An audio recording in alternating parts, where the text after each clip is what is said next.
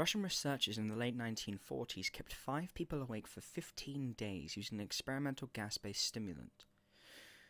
They were kept in a sealed environment to carefully monitor their oxygen intake so the gas didn't kill them, since it was toxic in high concentrations. This is before closed-circuit cameras, so they only had microphones and 5-inch thick glass porthole-sized windows in the chamber to monitor them. The chamber was stocked with books, cots to sleep on but no bedding, running water, and a toilet, and enough dried food to last all 5 for over a month. The test subjects were political prisoners deemed enemies of the state during World War II. Everything was fine for the first 5 days. The subjects hardly complained, having been promised falsely that everything would be free, but they would be freed if they submitted to the test and did not sleep for 30 days. Their conversations and activities were monitored, and it was noted that they continued to talk about increasingly traumatic events in their past. And the general tone of their conversations took on a darker aspect after the 4-day mark. After the 5 days, they started to complain about the circumstances and events that led them to where they were, and started to demonstrate severe paranoia. And they stopped talking to each other and began alternately whispering to the microphones and one-way mirrored portholes. Oddly, they all seemed to think they could win the trust of these experimenters by turning over their comrades, the other subjects in captivity with them. At first, the researchers suspected this was the effect of the gas itself. After 9 days, the first of them started screaming. He ran the length of the chamber, repeatedly yelling at the top of his lungs for 3 hours straight. He continued attempting to scream, but was only able to produce occasional squeaks. The researchers postulated that he had physically torn his vocal cords. The most surprising thing about this behavior is how the other captives reacted to it, or rather, didn't react to it. They continued whispering to the microphones until the second of the captives started to scream. The 2 non-screaming captives took the books apart, smeared page after page with their own feces, and pasted them calmly over the glass portholes. The screaming promptly stopped. So did the whispering into the microphones. After 3 more days passed, the researchers checked the microphones hourly to make sure they were working, since they thought it was impossible that no sound could be coming with 5 people inside. The oxygen consumption in the chamber indicated that all 5 must still be alive. In fact, it was the amount of oxygen 5 people would consume at a very heavy level of strenuous exercise. On the morning of the 14th day, the researchers did something they said they would not do to get a reaction from the captives. They used the intercom inside the chamber, hoping to provoke any response from the captives they were afraid were either dead or vegetables. They announced, "We are opening the chamber to test the microphones. Step away from the door and lie flat on the floor or you will be shot. Compliance will earn one of you your immediate freedom." To their surprise, they heard a single phrase and a calm voice respond. "We no longer want to be freed." Debate broke out among the researchers and the military forces funding the research. Unable to provoke any more response using the intercom, it was finally decided to open the chamber at midnight on the 15th day. The chamber was flushed of the stimulant gas and filled with fresh air, and immediately voices from the microphones began to object. 3 different voices began begging, as if pleading for the life of loved ones, to turn the gas back on. The chamber was opened, and soldiers sent in to retrieve the test subjects. They began to scream louder than ever, and so did the soldiers when they saw what was inside. 4 of the 5 subjects were still alive, although no one could rightly call the state that any of them in life. The food rations past day 5 had not so much as been touched. There were chunks of meat from the dead test subject's thighs and chest stuffed into the drain in the center of the chamber, blocking the drain and allowing 4 inches of water to accumulate on the floor. Precisely how much of the water on the floor was actually blood was never determined. All 4 surviving test subjects also had large portions of muscle and skin torn away from their bodies.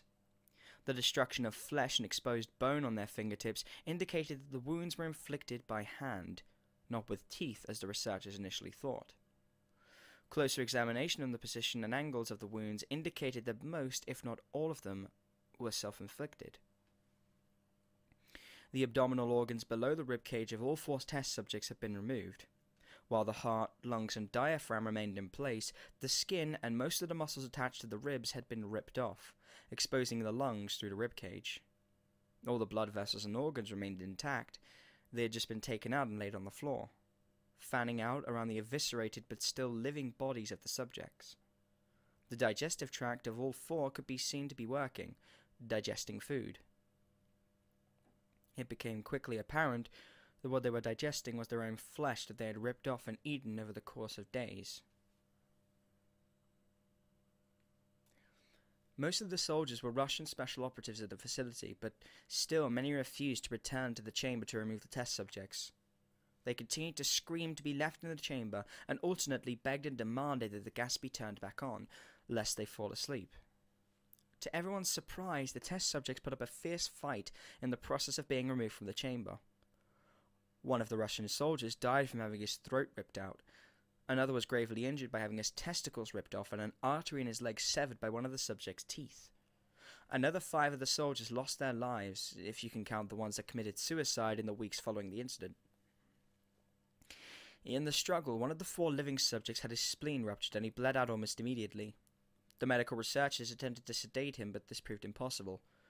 He was injected with more than 10 times the human dose of morphine derivative and still fought like a cornered animal, breaking the ribs and arm of one doctor. When Hart was seen to beat for a full 2 minutes after he had bled out to the point there was more air in his vascular system than blood. Even after it stopped, he continued to scream and flail for another 3 minutes, struggling to attack anyone in reach and just repeating the word "more" over and over, weaker and weaker, until he finally fell silent. The surviving 3 test subjects were heavily restrained and moved to a medical facility, the 2 with intact vocal cords continuously begging for the gas, demanding to be kept awake. The most injured of the 3 was taken to the only surgical operating room that the facility had.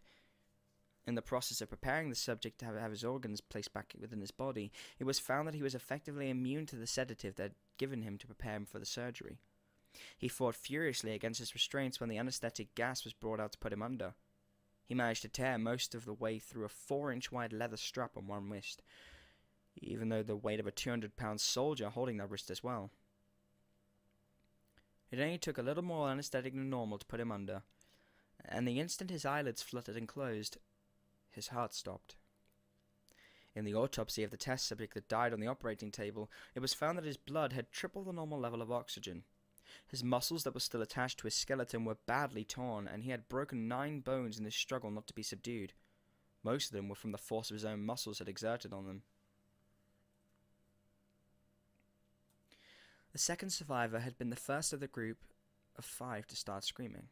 His vocal cords destroyed, he was unable to beg or object to the surgery, and he only reacted by shaking his head violently in disapproval when the anesthetic gas was brought near him. He shook his head yes when someone suggested, reluctantly, they try the surgery without anesthetic, and did not react for the entire 6-hour procedure of replacing his abdominal organs and attempting to cover them with what remained of his skin. The surgeon presiding stated repeatedly that it should be medically impossible for the patient to still be alive. One terrified nurse assisting the surgery stated that she had seen the patient's mouth curl into a smile several times whenever his eyes met hers.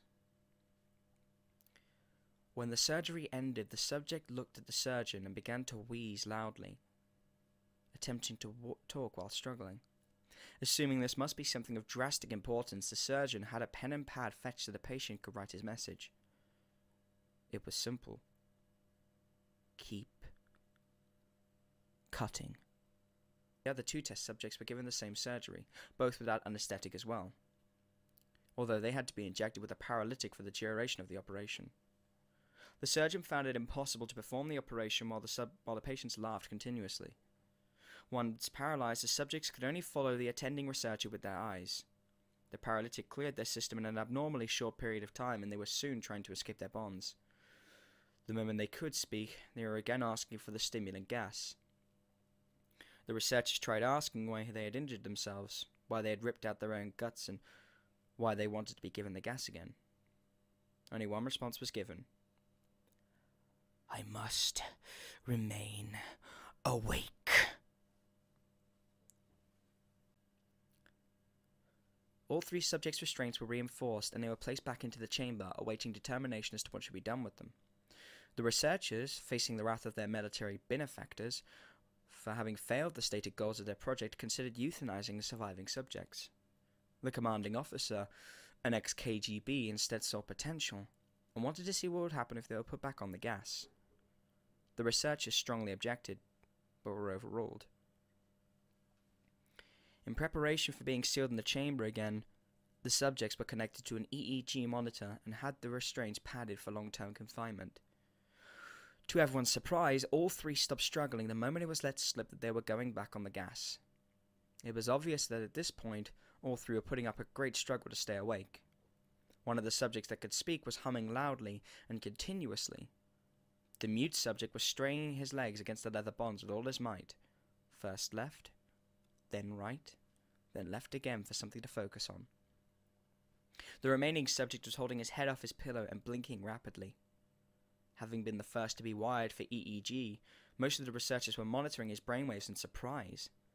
They were normal most of the time, but sometimes flatlined inexplicably. It looked as if he were repeating suffering brain death before returning to normal. As they focused on paper scrolling out of the brainwave monitor, only one nurse saw his eyes slip shut at the same moment his head hit the pillow. His brainwaves immediately changed to that of deep sleep, then flatlined for the last time as his heart simultaneously stopped. The only remaining subject that could speak started screaming to be sealed in now. His brainwaves showed the same flatlines as the one who had just died from falling asleep. The commander gave the order to seal the chamber with both subjects inside, as well as 3 researchers. One of the named 3 immediately drew his gun and shot the commander point blank between the eyes, then turned the gun on the mute subject and blew his brains out as well. He pointed the gun at the remaining subject, still restraining to the bed as the remaining members of the medical and research team fled the room.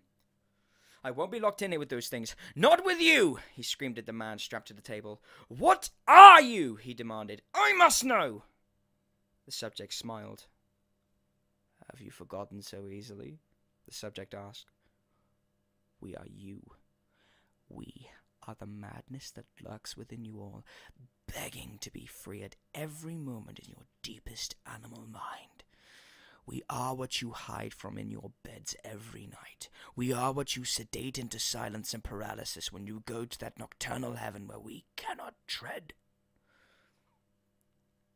The researcher paused, then aimed at the subject's heart and fired. The EEG flatlined as the subject weakly choked out. "So nearly